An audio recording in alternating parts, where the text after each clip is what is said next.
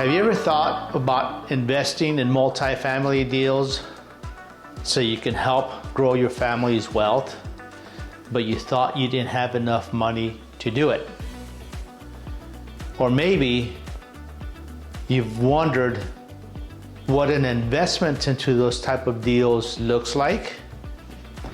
Or maybe you have invested in multifamily deals with another group of investors and often wondered what happens behind the scenes during the acquisition, during the renovations, and how do we stabilize those buildings to give you the returns that we do to our investors. My name is Danny Flores, Principal of Prime Capital Investments. And those are the questions that I'm going to answer. I'm going to show you on the project that we purchased in Phoenix, 150 units that was acquired at the end of October of 2022. We renovated all 150 units, all new interiors, new cabinets, new countertops, new appliances, two-tone paint, flooring, window dressings, light fixtures, exterior paint, pool remodel. We went through the whole project in 16 months flat. Yes, we completed that project in the middle of March of 2024. So, think about it. Purchased in October of 2022, we completed the project at the end, or actually in the middle of March of 2024. We are now at the end of May of 2024, and we are about 98% occupancy on this project. Now, if you understand the markets in the Phoenix area, current occupancy is about mid-80s.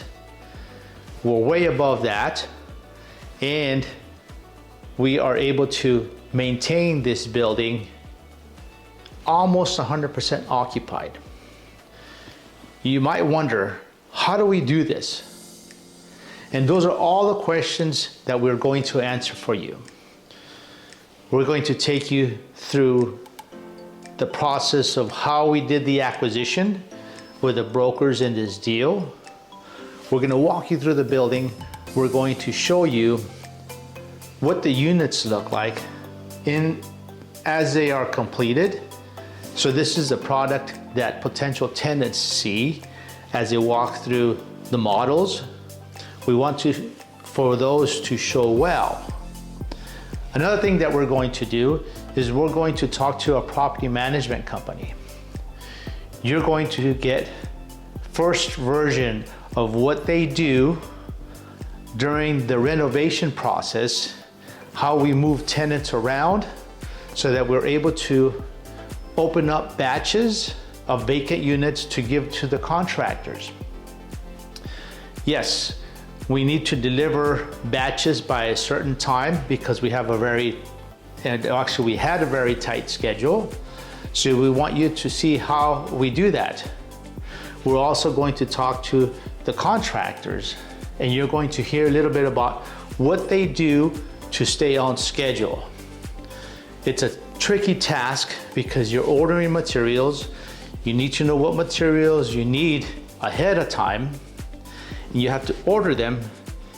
And if there's any hiccups on the delivery, any back orders, they have to maneuver through that so that they can have all the cabinets, all the flooring, painting, materials, appliances, anything they need so that they can complete those units on schedule and on time. And then you're also going to hear about our leasing team and what they do to be able to get these units leased. That's the other half of it. As you do the renovations, you need to fill these units up. Well, our leasing team are such rock stars that they were able to pre-lease the units before they were completed, so that when we received these units completed from the contractor, we had tenants moving in right away. And that's the other part of it is, as we're going through these renovations, you want to maintain occupancy as high as possible so that you have enough cash flow to cover your operating expenses and your mortgage. If all of this sounds interesting, stay tuned and watch the rest of the video. So we're here with Angie and Linda, the brokers that got us this deal back in November of 2022. Angie on the left, Linda on the right. So what do you guys see difference from the market the way it is now and when we bought the building? It's a 180. You'll remember when we bought the building, when you bought the building, we were gung-ho and right in the middle of all of our due diligence and financing. The equity markets blew up. Lenders were like, well, we're not financing anymore, and we were left scrambling. Remember how many times we came back and we said, hey, Angie, Linda, we got to retrade this building. Retrade it. Because we couldn't get any term sheets from any equity groups or debt lenders. Right. And you guys were so mad at us. All the not just me. I was the only one that got it. That was the first round. Right. The second round, I think both of you were mad. We were well, the bridge lenders disappeared. Yeah. Well, when we first presented this to you, the market had not slowed down and things were robust, and you couldn't get a deal quick enough.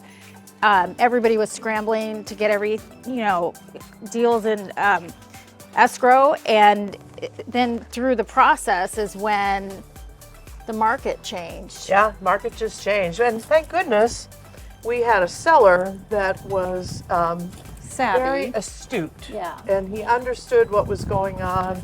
He wasn't fixated on his price. He understood, because he'd gone through the same things, that the market was changing, values were dropping, cap rates were dropping, that he was willing to work with you.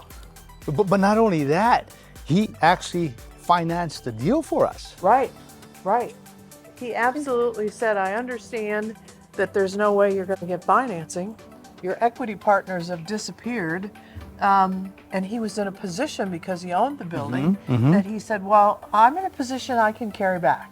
So all the stars were aligned. Yes, Right? They were. Yeah, they really were, because deals were dropping left and right. I heard so many tales of woe during that period. Like I had 8 deals in escrow and not a one lasted. So Yeah. Yeah. And now we're 16 months later. We're done with the renovations. So we want to show you what the units look like. cool, good. Yeah, So we're let's excited go about this that. way. Okay. Oh, wow. This is newly completed, Danny? This is actually the last batch Oh, wow. that they're finishing up, and they're going to turn it over to us tomorrow. Wow. And this is what we did. We put all new cabinets in, Yep. the countertops, the appliances, Bigger baseboards, bigger baseboards, Oh, yeah. which the is flooring. I like the gray. We took all the cabinets out from the top. Oh, sure. So you we sure got did. we It got just the opens it yes, up. yes. Huh. Wow. So it's the open Right. floor plan. and this looks real. Yes. Real granite. Yeah, and the sink is nice. Nice big sink. Yeah. Right, I like right. it. So it's like like it. great for entertaining because it's totally Sure. open here. The For little your- cabinets. Oh, yeah. Got right. trash for spices. You're right. Or all your Yeah. taller cookie sheets. Yes. I know you don't cook, so it's Right. But for somebody that does. right. Right. No, very nice. So this is a 2-bedroom. Okay. They get the bedrooms too. Yeah, They're big. Yeah. So we put carpet in the bedrooms. Oh, okay. Yeah, I remember a walk-in. Yeah, good walk-in Closet. closets, Right. right? All new Uh-huh. paint. We did the 2-tone. Yeah. Swiss coffee on the doors and the casings and the ceiling. And then we did a light gray on the walls. And then a shared bathroom. Yeah. Yes, I all like, new cabinets and sinks, the dual sinks. Yeah, and I like your pulls. Yes, They're very brushed nickel pools. very elegant. And then here's the other bedroom. Did you take out the bathtubs, showers, and bathtubs? Some of the tubs we had to replace because they Yeah. were bad. And so that was The only extra, we actually stayed on budget. Oh, wow. We're like $8,000 over budget. Okay. In the whole In property? the whole project. The whole project, $8,900, I think it was. And it came from exact- having to swap the out some of the tubs, bathtubs. some of the tubs, yes. Yeah. Because we had contingency, right? Put in, built in. We used that, and we used like we needed an extra $8,900. That's not bad at all. No, Holy no. smokes. So most of the plumbing was good. You didn't run Everything into was any- good. Yeah, everything was good. What's amazing is just how you guys stayed on track and got it done. And Yes, you know, yes. we're seeing a lot of buyers who bought during the height and had every intention of doing the renovations, and they maybe get a third of the way through and then they run out of money and then Yeah. they have to stop, right? Right. So a lot Yeah. of these deals that were sold in 2020, 2021, 22, Right. they're just not, they never finished the renovations. So Well, they had to use all their money for the increase in The interest interest, rate right? on the Yeah. bridge loans just to make their payments. And then what happens is that you don't move that revenue. No, your budget for increased rent yes, is gone. So you can't refi, Right. right? Yeah. Now that puts you in a bad position. Yeah, Yeah. right.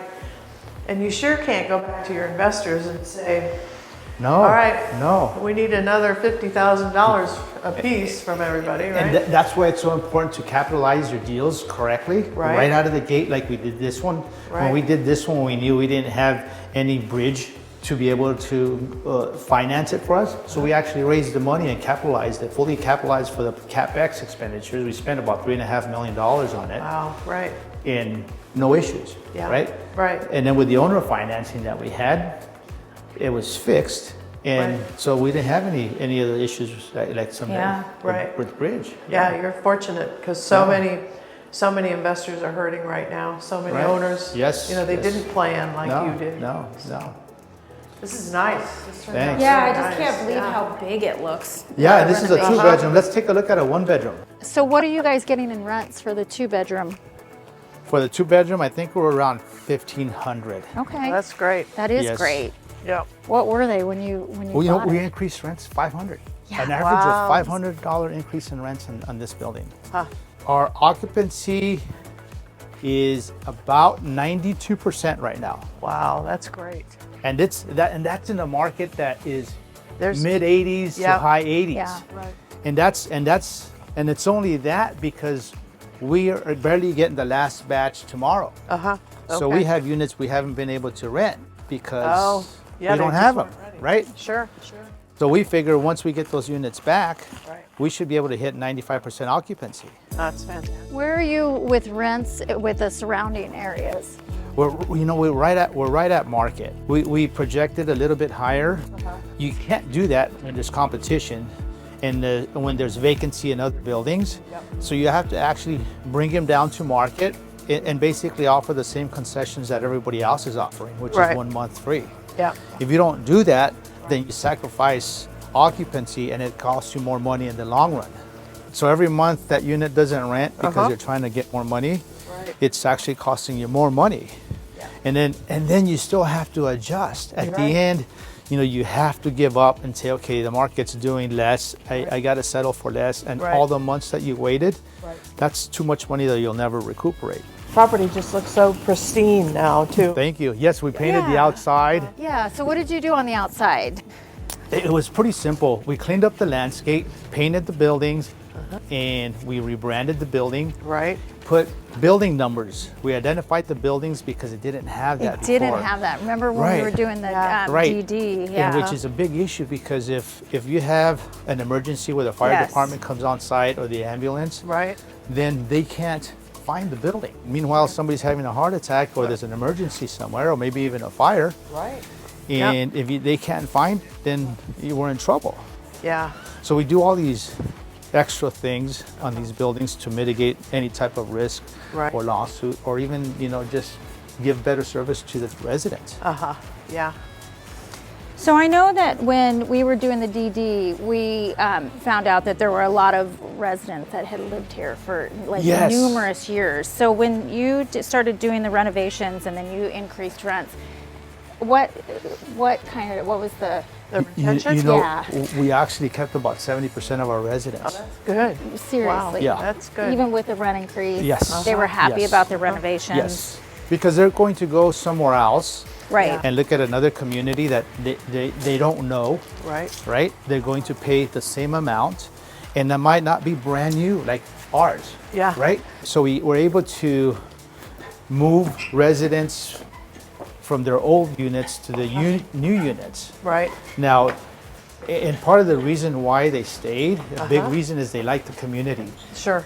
We are able to give them a new unit at the same price whether we're going to go pay somewhere else. Right. That So- didn't have the renovations, That didn't right? have, and Right. it isn't brand new. Now they stay in the same community and they get a brand new unit. Why not? Why not Right. is right. And we found that to be the case.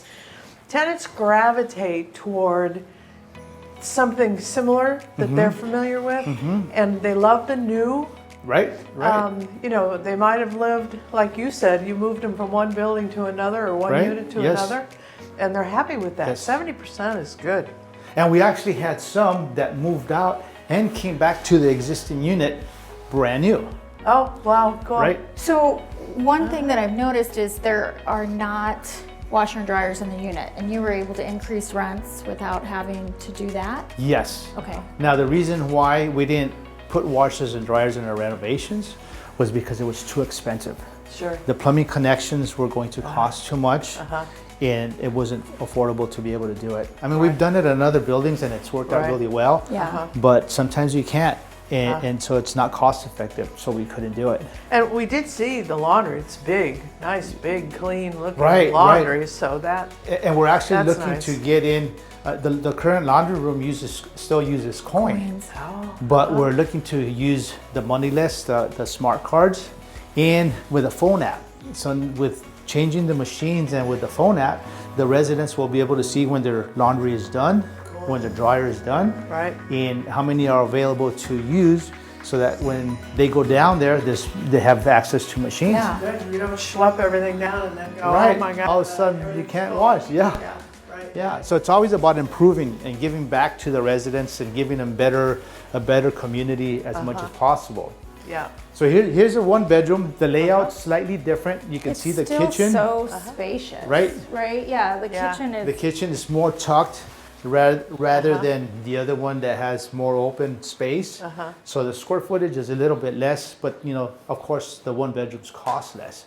And they do have balconies. And good closet space for a one bedroom. Yes, Yeah. yes. You have the walk-in closet. Right. Yeah. So it's really spacious. Yeah, I like it. Yeah, good job. So isn't it different? What a big Oh difference. my gosh, yeah. Because you guys haven't been here since we bought it, right? To look No, at it? really, Not. you know, drive by, but I haven't been inside a unit. Right. And all the units were dated. Yeah, You know, right. they hadn't really been touched. They were in so- good condition, but in classic condition. Right. Yeah, and they were all even the classic. exterior, when I first drove up, I actually had to kind of do a double take because I was used to the darker tan and it looked a little dingy. And now, you know, the white or the ivory just looks Right. Yeah, bright. it looks and- good. I love yeah. the white and black trim, so. So now let's look at the models. Oh, okay. Because what we did is we actually saved one bedroom model and a two bedroom model, and the models are all furnished. Oh, So you can wow. actually see how Okay. the beds fit, how the dressers fit, the Okay. dining room tables, and gives you an idea. So when residents come to look at the units, they look at a unit that's, okay, this is my furniture, this is what it's gonna look like. And you know, it's amazing. The visual is so important. Oh, yeah, for sure. because a lot of people can't figure out, well, how would it look? Right, So if exactly. you can show them, that's great. Cool. All right, so one of the things that we did is we have the pool right here. Yeah. I One just of- noticed the pool, what are The handles? handles? Yes, How yes. clever. So those handles are special handles that don't get hot in this heat, Oh, right? smart. Because we don't want the tenants to try to get out of the pool, and then you know when it gets so hot out here in Yeah. Arizona Yep. that the handles will Did burn you do the new? Yes, we replastered the pool, so yeah. we emptied it out. We Yeah, I was gonna remodeled say, the it looks pool. great. The Okay. bullnose is new. We painted the deck. We marked the depth. We got new pool furniture. Oh, wow. Oh, look. Yeah, see? This way a tenant can visualize, ooh, Right. my furniture will fit. Yeah, see how everything's set up? Yep, I like it. The tenants come on and look at the units, Uh-huh. and it makes it easier to sell and get them Sure. to sign up. Yeah, you can see how much room there is. It really Yeah. is. So this is a 1-bedroom? 2-bedroom, This is a 1 bath. 2-bedroom, okay. What are we getting for the 2-bedroom, Cheryl? The 2-bedroom is 1525. Oh, very good. And then what about the 1-bedroom? The 1-bedroom started, the studio started at 985, and we made just gradually work up. Okay. Okay, Look at how big this looks. Yeah, see how Yeah. it's all set up? yeah. Yeah. Yeah. Wow. You guys did a great job with renovations. Thanks, thanks. Yeah, you sure Let me did. see this. This was one that- original. this was original Yes. and you just swapped out No, some of the not this tile? one. There's a handful of units that have tile on the sidewalls, Uh-huh. and those we didn't touch. Oh, this is the That's existing. Oh, Yes. okay, well, it sure does look nice. Well, we reglazed the tub, and Yeah. the tiles are in good condition, Uh-huh. and so we kept it. I love the handles. Oh yeah, it looks good. It looks rich. Look at, and so look at how well the beds, and these are big, large units. so the Yeah, beds you fit know, really it well. does help showing it with furniture. Yes, right. So you can visualize. You come in, you look. This is what your bedroom's going to look like. Yeah. Yeah, definitely. Yeah, you have plenty of room, you know, once you even see the bed in here. Right, right, exactly. Nice. Uh-huh. So you'll keep these as models? Until you fill up. Through stabilization, Yeah, yeah, until Danny buys another building. And then right. We And then move we'll them sell the out. furniture Yeah, again. right. Right, Yeah, no. I But did you guys hear that though? Did you guys hear that? Uh-huh, Cheryl said when Danny buys another building, uh-huh. hint, hint. We're Oh, looking Right? all the time. You know, we, I know. you're at the top of our list. Hey, you need to. But we've also heard Cheryl this morning, there's not a lot that makes sense up there right now. Yeah, that's really what the difference is between, you know, you asked earlier, the market a couple of years ago Right. and then the market now. We're just kind of on pause right now. I mean, there's a lot of deals that just don't make sense. And we're just kind of waiting for them to come around and, Right, and actually right. make sense. Or, Yeah. or are we waiting for it to get tougher for the owners? Right. Because they can't service the debt. And they Yes. have bridge coming due, and it's like, what are we going to do? Right. We have to sell. And if interest rates don't come down a tad, I think a lot of those people are gonna be forced to do something. Because Right. I think they're hoping interest rates come down and that'll save them. But we're going back and forth with that, Yeah, though. We we don't know. sure I mean, know. they're going like maybe yes, maybe no, maybe we Maybe hold longer. October, it was Yeah. gonna be June, I don't think June now. And really what we are seeing, so like mid 2023 to the end of 2023, everybody was in denial, still wanting, you know, Right. top pricing, renovations weren't done. And then now we're in the first quarter of 2024 and they're starting to say, okay, well, we need to sell, right? We want to sell. And they're holding on for dear life, but they're still not, Pulling the trigger, No, right? they don't wanna take the hit. yeah, they You know, don't. They want they want their money out of it. They want to get their investors' money And then back. you gotta pay the lender back, and And you gotta- there's, yeah, There's and not it's- enough, right? There's Not not enough. enough money. There's just not enough, and so Yeah. I think we'll start to see a lot of those loans come due over the summer, and then going into the third and fourth quarter, and that's where I think we'll be busy, and Yeah. there'll be some deals. Because, you know, these guys are going to either lose it or they're going to Right. have to take a loss in Well, some you know, capacity. we've seen deals that have come to us that we can't even pay the price of the debt. of the No, remaining right, rent. absolutely. And it's just Right. like, Yeah. who takes that haircut? Right, Right. yeah, I mean, we'll buy the building, but it has to make sense for us to buy it. yeah. You know, we have to get Yeah, new bid on buyers it. buyers are strictly looking at the numbers right now, Mm-hmm. and they're looking at, I want a 6 cap, Mm-hmm. and so all those sellers that are still in the 4.5 to 5, Mm-hmm. they're just not going to sell. Yeah. Right. And the challenge is to keep them operating. Absolutely. And that's the issue, Yeah. is to acknowledge where Right. they want to take the hit, either in vacancy or in concessions, and get the occupancy up. Right. And they have to make that decision and then move forward. Right. Yeah. Yeah, we're kind of in a precarious position here. Yeah. We probably slightly overpaid at one particular point. Well, slightly. Slightly overpaid. Thank goodness we're in Phoenix. Yes. You know, I mean, That's the right. market is great. We still have a lot of new business coming in, a lot of people moving here. That's right. So we will eventually just, we'll come out That's of been this. constant, right? Oh, yeah. Businesses coming in Yeah. and people moving in, population increasing. I mean, Yeah. that makes it a super stable market for us. Right. I think Phoenix, we're still in the top 2 or 3 as far as Yes, people moving yes. in. So, yeah, long range, I don't have any concerns. Yeah. All right, let's go to the one bedroom. Okay, cool. So what do you think about this Ooh, one? this looks I like good. this. Cheryl, This I is think a you need to become an one-bedroom here. interior designer. Nice. So it smells good, Does. right? It Yeah, looks good. It's you clean. Have a diffuser Great. somewhere? Yeah, it's nice. Yeah, it looks great. Right, a little bit different layout than the other one, Uh-huh. but yeah. when the residents or the prospects come in to look at it, they're like, how can you not fall in love with this product? That's right. Yeah. And that's why we handpick our contractors carefully, because we want to be able to do quality work, one that doesn't increase the maintenance time for the on-site maintenance coming back and fixing things that they didn't do correctly, but it also shows well because it's quality work that the tenants can actually see. Yeah, absolutely. Yeah. I love the nice wide baseboards. Yeah, it adds a pop to the. It does, yeah. A clean look. Yeah, it looks great. Yeah, Cheryl, you did a great job staging it. Yeah. This one was fun. Yeah, A little bit different. yeah, it's good. Not so glam. Yeah, no, and then nice, walk-in closets. This is a great. Right, it looks great. It's a Complex, good, yeah. and it's just a one bedroom, so it's pretty roomy for a Still one big size bedroom. bed. Yeah. Plenty of room. I see. Did it have Wi-Fi before, or did you add that? We're adding that, and it's a great selling feature to have them for the residents. Oh, absolutely. Sure, absolutely. Yeah, absolutely. Yeah, everybody expects to be able to walk in now and just connect. It includes the Wi-Fi and no Wi-Fi, They pay for their own. but it's already set up, so they come in. All they have to do is quick connect. Okay, So they pay for it, quick connect with cost, just like Right. they would anyplace else, but our program enables them to literally be set up the day they move in. instant. So, and that's good for people that work from home, That's right. that they're moving and then all of a sudden they have work to do. It makes it super easy for them to access the internet. Do they all have these storage closets? I didn't notice before. Yes. Oh, yes. very nice. Yeah, very nice. On the outside, correct. Uh-huh. Right. And they have the little patio. Uh-huh. The bottom ones, the Yep. top ones will have a little balcony. Right.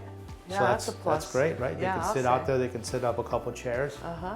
And we spend the money on putting in the winter ride during the winter. Yeah. We want to keep that grass Yeah, looking green good. all the time. It's those little things, It it is. has the community appeal, the Right. curb appeal from the front and having that. Yeah. No, it looks great. Like the renovations look top notch. They look great. Yeah, they do. Thanks. Nice job. Thanks. Yeah. Yeah, both of you. Nice job. All right, Cheryl, ready? Okay. We're ready.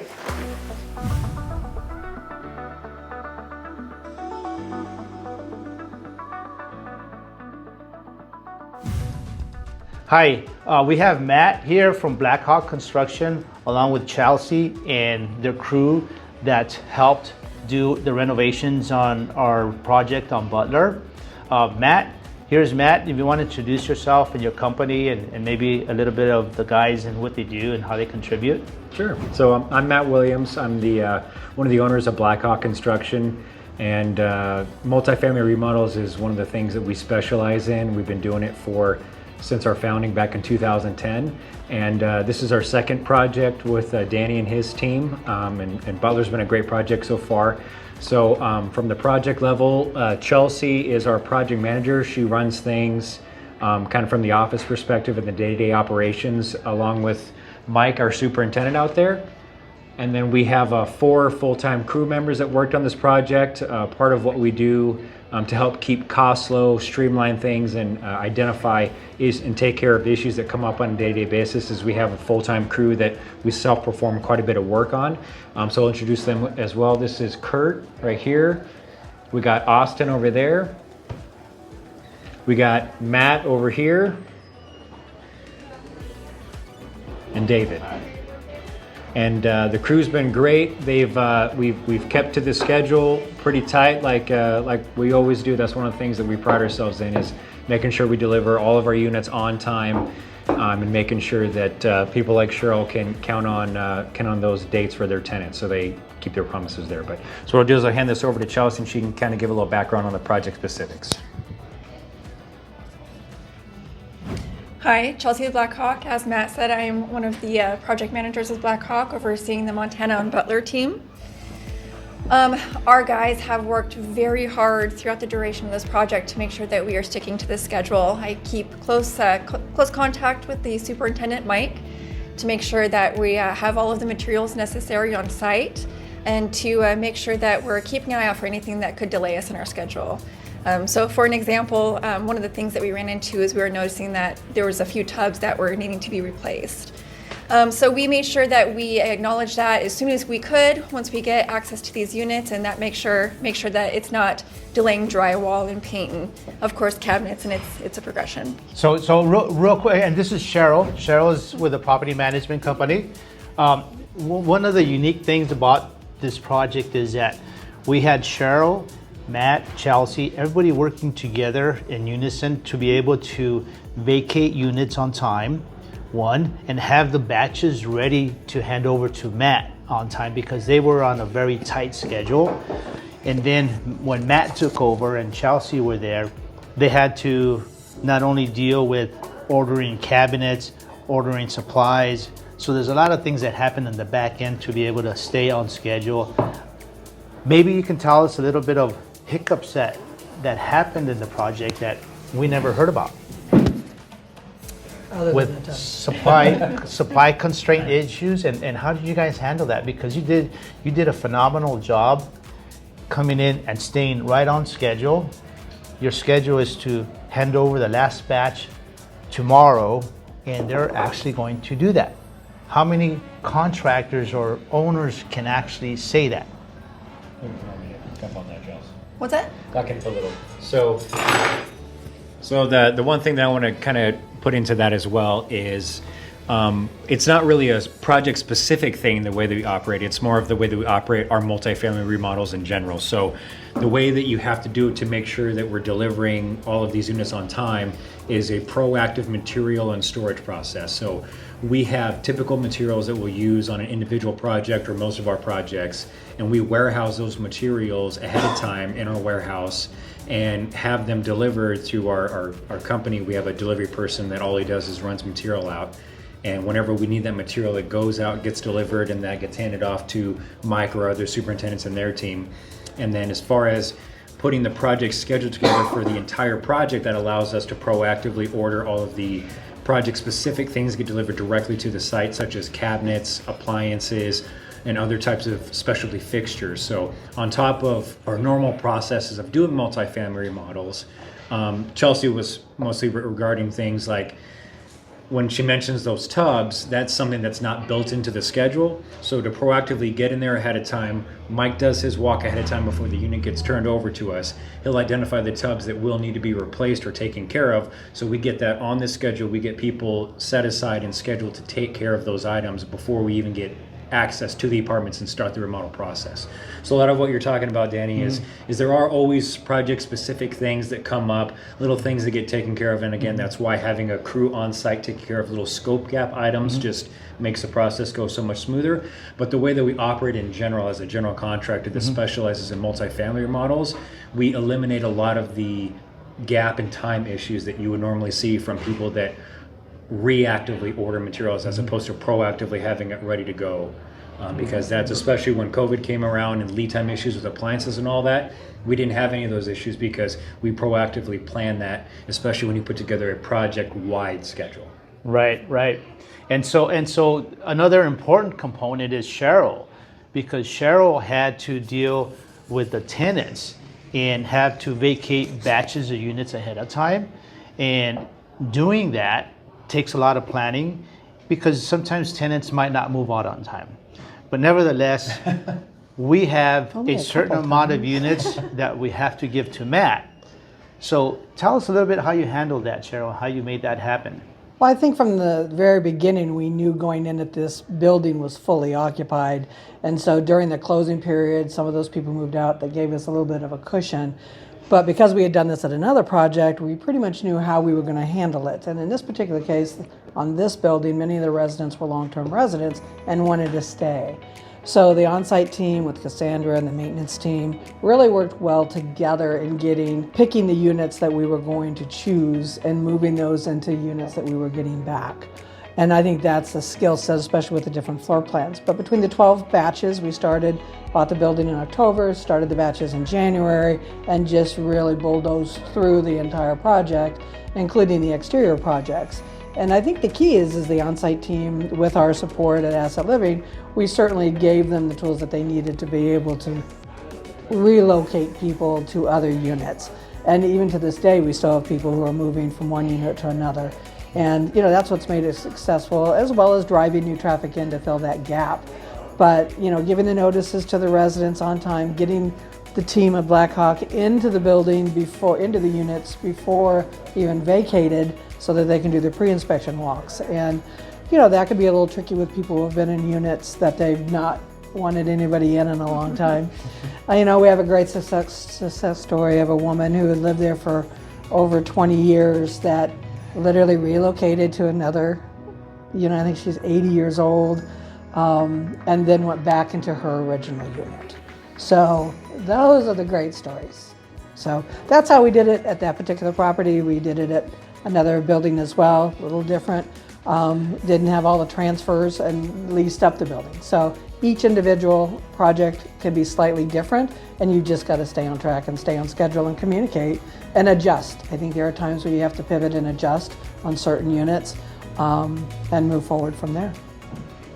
Well, thank you so much. See, when you put these projects together, it's super important to pick the right property management company, the right property management team, and the right contractor. And once you do that and everybody works together, then you're able to produce great results. And I do have to commend everybody here and everybody who participated, that working together, we were able to finish this project on time and pretty much on budget. And that's great for our investors and everybody else that's involved, because it's successful for everybody.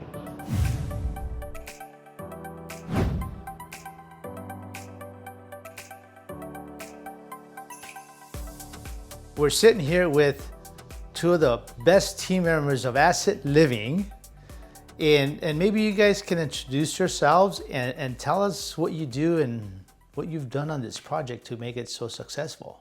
Cheryl Davis, Senior Portfolio Director with Asset Living. And we've been working with Danny on this property and another community that I did prior to this, with total renovations and lease up during that process. So on both different deals, we've had different managers. Cassandra has been on this property since the beginning. And I will let her speak directly to what we've done here as far as the relocation and how you scheduled the batches and dealt with the residents. Sure. My name is Cassandra Herrera. I'm the property manager here at Montana and Butler. When we first took over this property on October 31st, it was quite a new experience for us. For me specifically, all of the folios were on paper. So the first thing we had to do was get everybody automated on the computer, get everybody access to start paying rent online. And so right from that point, we were able to communicate with the residents, establish a relationship with them. And with that relationship, retained almost 83% in this takeover with the community. So the majority of our residents are still our same residents. They're just transferred to new units. Working with the construction company, the great thing about, or the renovation group, I should say, we were able to communicate with them. Always juggling, moving, I always call it leapfrog, going from one unit to another and then transferring over someone else to that vacant unit. So we were able to create different forms so that we would be able to track them better, so we didn't lose track of who was going from one unit to another. So I have a question. See, on the takeover, that was interesting what you said in the beginning, that the folios were all on paper. So, and this asset, there was no software in tracking anything. And I remember when we were doing the due diligence and we're asking for financial statements, I think they were actually coming to us on Excel spreadsheets. Now, people might think this is a bad thing, but for us, when we buy a building and we see that, we actually like that because we know the building is not running efficiently. And that's what we fix. Tell us a little bit about the software that you guys use and some of the automated features on how tenants pay the rent and how it cuts back on time in the office from actually collecting checks and depositing them, kind of like the old way that was done and the new way that's done now. So the great thing about it, when we first came here, like you said, everything was paper, and that included the payment options. The majority of the residents were paying on a money order, and the old manager knew everybody by their signature. So she knew who it was. They didn't even fill them out. So when I first came here, there was a stack of money orders blank, and I had to figure out who went where. We use Entrada, which is our operating system, and from that point, we were able to get everybody automated to do work orders online, to do payments online. I kind of joke that it's Star Wars. So when people would come in, I would be, you pay your rent online. And so that's where they've kind of developed that habit. We have some residents that are older, still not comfortable with the technology, that will come in and call us for the work orders or bring in a personal check. But the majority of our residents all utilize our portal system. The great thing about that is it gives the residents autonomy. They have the ability to do a work order 24 hours a day, pay rent online, update insurance, update vehicles. So when we come in the morning, we have all that data, any changes there that we can see automatically and update all of our files and everything that we need to do. The great thing about it for the application process is that we can get residents really quickly to apply. We use that as part of our selling technique.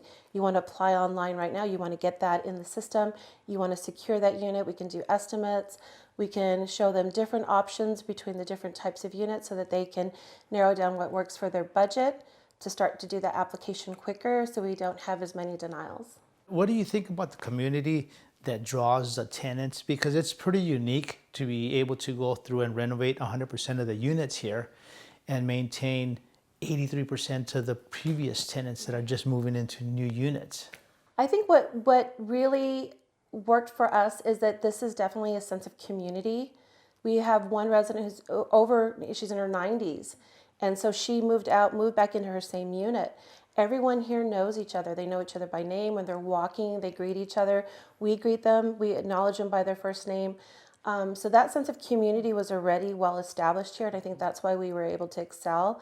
Everybody loved living here. We just improved the property. We improved all of the ability to do online payments, to do everything. We just gave them all this added incentive, extra value, and that's what they were able to appreciate and decide to stay. So it was really easy sell for us when we communicated with them. We're not asking you to leave. We want you to stay and just enjoy a better product. So it was really easy for us to keep and retain the residents we had. And I think part of it is that they finally, when they did decide, well, I'm going to go look at other products, they found that other products of similar finishes were much higher priced than what we were. So even though they were taking a leap in their rents, even if we were the same price, they would rather stay in the building that they were at and just move to another building versus moving down the road where they didn't know the management team, they didn't know the management company, they didn't know that they were going to lose their neighbors. Yeah. And I think that was a big point here. And some of the other things we did was get the gate system operational and brought up to speed.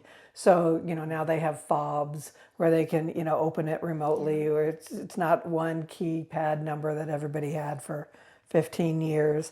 So, a little more security in that where they could come and go, and not everybody was coming in that lived here from a long time ago.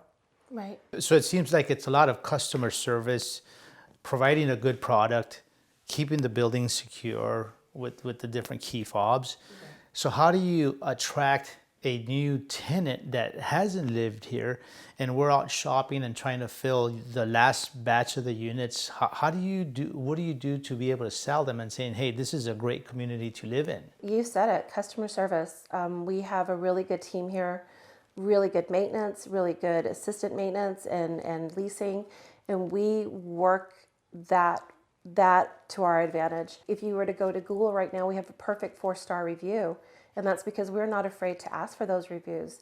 We're not afraid for those people to come and say, I really enjoyed our tour. I really enjoy living here. Really take that extra initiative.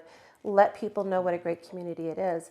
And we're at the point now where people are coming in, and we use that as part of our selling technique. Our residents love living here. Why wouldn't you? It's a nice, clean community. It's very quiet. It's off the beaten track. You know, we're kind of in this great little spot next to a school, so there's not a lot of heavy traffic. There's not a lot of people, you know, blaring through the neighborhood, driving really fast. And everyone that moves in here, the first thing they say, it's clean, it's quiet, and they really love being a part of the community. We've had some that have moved off-site into another community, either nearby or in a different market. And at the end of that lease term, since we've been here now a while, they've come back. Yeah. And sometimes it was we didn't have the floor plan that they wanted when they needed it because they waited too long, and just how the batches fell, and so they moved to another building, and then they've come back and said, I wish I hadn't moved, but you know, now they're back where they were before. So that's always nice to hear. We're always gladly taken back. That's right. That's right. And I think a smart thing we did was when we started to see that this was something where we could keep and retain our current residents, we really quickly did marketing for that. And we said, we want you to stay. And so that was always part of our conversation was like, why are you leaving? We have everything you need. Right. We did the transfers for free, so we walked through the whole process with everybody.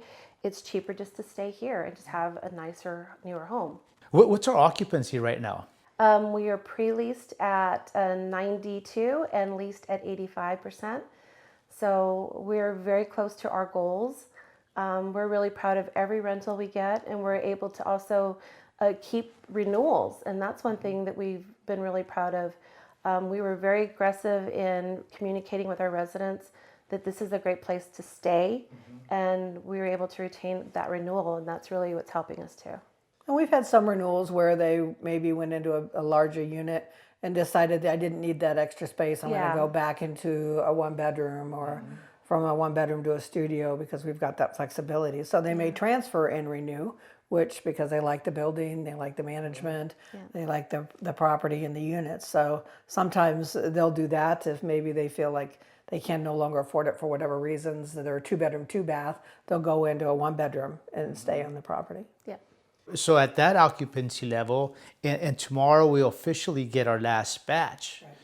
Right. And so we're only climbing, right? Occupancy keeps increasing, and naturally if we can hit 100, that'd be great. That's our goal. Right? Because there were periods where we were at 70. Yeah. So because we would have several batches in the process where we would, you know, have vacated her leapfrog theory, where we would be vacating not the next one, but the one after that.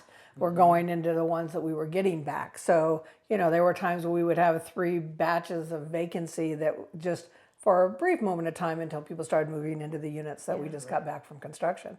So this is really, and the last one are the batches that we didn't have the leapfrog theory. Right. So, you know, this 12 was the last of the buildings. And so what we were renting those, you know, to anybody, and a lot of new traffic coming in. Yeah.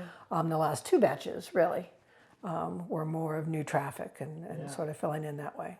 Yeah, you guys did a great job in managing the process and being able to give the contractor his batches on time and keeping him on schedule. So congrats and thank you so much for that. The market occupancy is mid 80s to high 80s. You guys are like way above that. Right. How do you, or what do you want to do in the future once we get all our batches, the last batch done, to maintain way above market production? I think we want to do everything that we're doing right and elevate it and do it smarter. We have a really good idea of what our market is. We do all of the market surveys. We call around, we drive around, we look, we see what everyone else is doing, and then we get ideas of, okay, well, we may not have this. It's not our handicap. Let's find what we do have and excel where we can. Because we do have some handicaps with not having a washer and dryer, but we have a really clean laundry and it's locked, so only residents have access. So those little simple things that we can do really kind of override that negative and make it something where we can just focus. We just changed our verbiage on it. We don't say, you know, immediately when we're walking, we have this beautiful laundry room. It's located here on site. It's clean, it's locked. So we're always turning a negative before it becomes a negative into something that we're trying to sell as a positive. And we've seen better results that way for us. Because a lot of other communities do have the washers and dryers, Right. and that was the one thing that we just had to, Yeah, that would have been a handicap, and I said, let's not consider it a handicap. Right. Let's immediately go into, look at how clean it is, how close it Right. is. Yep. And the people who are living in the studios tend to expect a laundry room. Right. So there was that piece of this building that it wasn't so much an issue. It was some of the larger units, the 2-bedroom, 2-baths, where maybe those, they could look at other buildings that had them. But, we've overcome that, and that has not been an issue. And we've had, great referrals with other communities in the area that may have similar product, and maybe they don't have that particular floor plan, and they'll refer to us. So it's building up that rapport in this little sub-market here where, Cassandra knows all the managers and knows what units types that they have available that maybe we're full now and that we're referring over to them. Right. So that's a shared traffic source. Yeah, that's great to be able to know your community, know the other managers, and be able to share and kind of help Right. each other out, right? Work as a community. And not just that, even resident referrals. We have a lot of residents who, I love living here, and I've told this person or I've told that person. So just, knowing that we've made an impression on someone else, and then they're sharing that feedback for people that are looking. And we're always telling them, hey, you work at this company. Did you know that you get a discount? Let everybody else know. So we're always putting that out there. Every one of our staff, I consider a sales agent. So maintenance is selling, maintenance is doing this, leasing is doing this, and we're always trying to let people know, like, hey, I appreciate you doing my service request in my unit for maintenance. Oh, great. Did you know that we have other units available? So please let people know and have them come in. And so every one of my staff treats this community as a sales agent.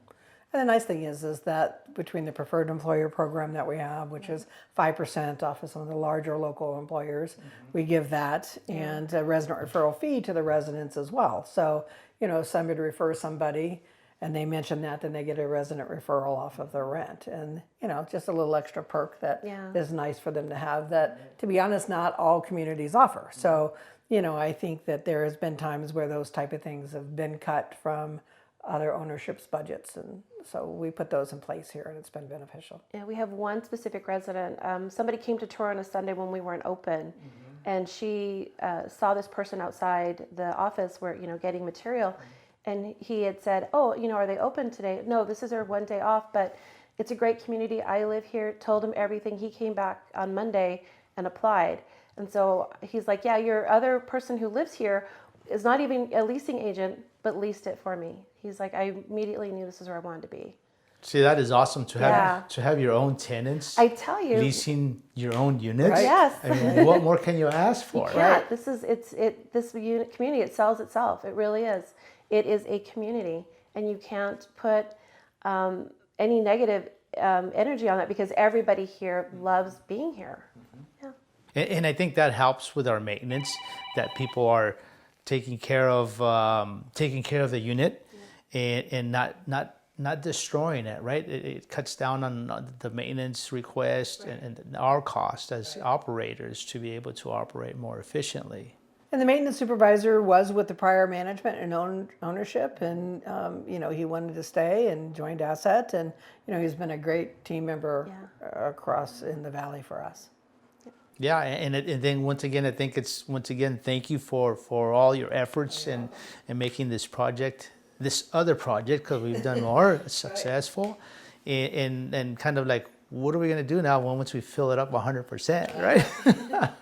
Keep it Out that way. looking at more buildings. Right? Yeah, exactly. We got to buy some more. That's exactly. right. That's the idea. Yeah, because once you're stabilized, then it has a different challenge. I mean, then you got to make sure that you're handling their renewals and you're getting them done timely, and you're keeping them satisfied so they do renew. And there are always going to be people who move because of life circumstances. Right. So you're always going to have some amount of turnover. It's unrealistic to think that you won't have anybody move. So, you're still going to rely on all of those advertising sources, all of those relationships that you've built to try to backfill those units as they become available. But that's standard operating. Right. That just comes with the territory. It's just easier if you have a 3% vacancy that you're doing that with versus a 20% vacancy. Right, exactly. Yeah. As we've done all the batches, you guys have done a great job pre-leasing. So as we get the units back, everybody moves in right after that. Yeah, getting the cleaners in there to finish the cleaning for out of construction and getting that on board and done in time because, you know, it's a tight schedule. Yeah. She's made a very tight schedule of getting the cleaners in and so which is good. Blackhawk has kept their end of the bargain and we've each held each other to that point. That dead point because, you know, if that was probably the biggest thing in the beginning was I've got these rented because I was like, I got these rented. You got to get these to me. And, you know, hours make a difference. Yeah. So extending that communication to, look, you're giving me back 12. I got 8 of them rented or I got 6 of them rented. So they'll finish those 6 first, which means morning versus afternoon, which means you can get her cleaners in there and get those ready for the very next day. Yeah. So, and I don't think that Blackhawk expected us to have move-ins like the day they gave it to us. And we're like, yeah, you give it to us, we're going to have moved in. Yeah. So, you know, hours mean a lot because you can have a cleaner go in and get that unit ready for the resident to move in the same day. Yeah, and that's a great battle. It is. Hurry up and give me the units. It's a good fight to have. People to move in. That's right. Yeah. Versus getting the units and trying to figure out how you're going to lease them. That's right. Yeah, Fridays are better than Mondays. Because, you know, people want to move in over the weekend. Right. And so we want people moving in on Friday and Saturday, not waiting a week because that's when they get to U-Haul and they're off work. So, you know, I think we communicated that well to Chelsea at Blackhawk and Matt. And so they were able to shift things and then just communicate that, you know, it's not all 12 typically. Yeah. You know, but if you know the ones that they are, well, then those can be finished up maybe the night before so their housekeepers can get in there in the morning. Yeah, so that's like perfect planning, perfect execution. It's like it almost can't get any better than that. Yeah, we definitely over communicated because before we're not just couple doing of that. batches. Yeah, they're moving into this batch, but we also need their old unit to give to the reno team on that Monday or you know. Right. Yeah. So we were like, literally, your unit's ready. Come on in. Your unit's ready. Yeah. And then making sure the resident understands Yeah. that. Right. This isn't something that you can take 4 days for. No, They're going to be knocking out the cabinets in your unit come Monday. No, that's great. That's great. You know, great to be able to work cohesively like that, and just communicating and being able to execute so perfectly, basically. Yeah. I think this makes a great story for anybody who's an operator and is going through renovations and how to do it. And I think this is a perfect example of how you plan it and how you execute and how you hold everybody accountable to be able to deliver on time and within budget. And certainly we have operators that go at it at a different method and for whatever reason, and sometimes they're very successful in that. And, you know, there are different ways to do it, but sometimes they can get into more of a trouble if their renovations are start and stop. From an operational standpoint, it's hard to gear up and rent a renovated unit and then rent 10 of them and then have the decision made that I don't have 10 to do. Or I've decided not to do those 10 because I don't want to spend the CapEx during this month. Right. And that just is too much. It's very difficult to be successful with that program. Right.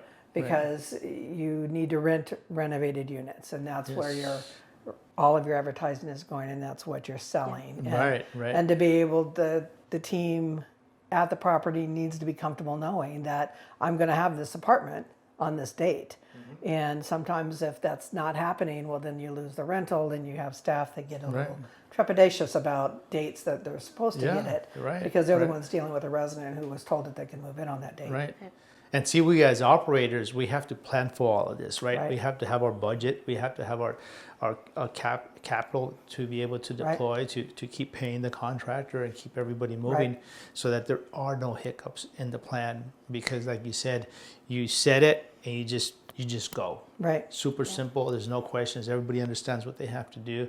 We have the whole renovation process lined out. I think this one took us 16 months, which is super fast. Yep. And from our scheduling to the last day, we're right on time. And I think a lot of operators will be nervous about forcing vacancy. And I think that's the issue, especially if they started a program where they were sitting at 100% and that feels really good, but they want to get some renovated product. The thought of making people move and suffering a vacancy for a brief period of time, you know, you have to just plan and budget and breathe through it, and then it'll come to the end. And I think that's the key. And not every operator will understand that long-term 16-month goal. So they're just, you know, forcing vacancy is a new mentality. Everybody thinks you want to be full, you want to be 100%. Well, not if you're doing a renovation. So now, on that thought, I don't know if you guys remember in the beginning when we had our first batch, and the rents were so low that as we lost the revenue from our first batch, we gave everybody a $100 increase, and that replaced the revenue. So our revenue never really dipped. It just started creeping up from there. And we actually maintained I think about an 80% occupancy during the whole renovation. well, and it was a balancing act, because what would happen is that, you know, there was much discussion between us all. You know, do we want to push another $100? I'm like, well, you're going to be pushing vacancy then, because now you're at a $200 bump, and not knowing that you risk a whole lot of people moving out. And are you prepared? Is Blackhawk prepared to do those renovations right away? Because they could not just pick up any vacant unit and start renovation. They were this is my batch. I can't have 10 more. You can't just give me 10 more, because they've already ordered their parts. They've already got their schedules done. So, you know, it's a teeter-totter effect that you have to balance out, that you can push rents a little, but you can't push them too much on your non-renovated building, because then you're going to have too many vacants that you did not plan for. And your construction firm can't catch it up that month. It's going to be 6 weeks before they can put those into a batch. Yeah, no, it's a perfect balancing act. It just worked out perfect, and it was perfectly executed. Gymnasts. Yeah, exactly, right. Yeah, when On the I first, balance beam. I remember when I first came in, I was like, oh, it's so low. I didn't think people would want to stay. Right. And that was my concern. And then after we started talking to people, I'm like, no, they all want to stay. Yeah. It was an unknown. Yeah. And we did like a $500 increase from the beginning. From beginning so to end. that's a big jump. It is. Yeah. You know? It is. When we go Plus out, utilities. Different utility billing yeah. system.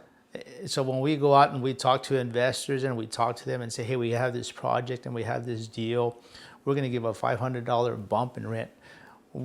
People don't believe us.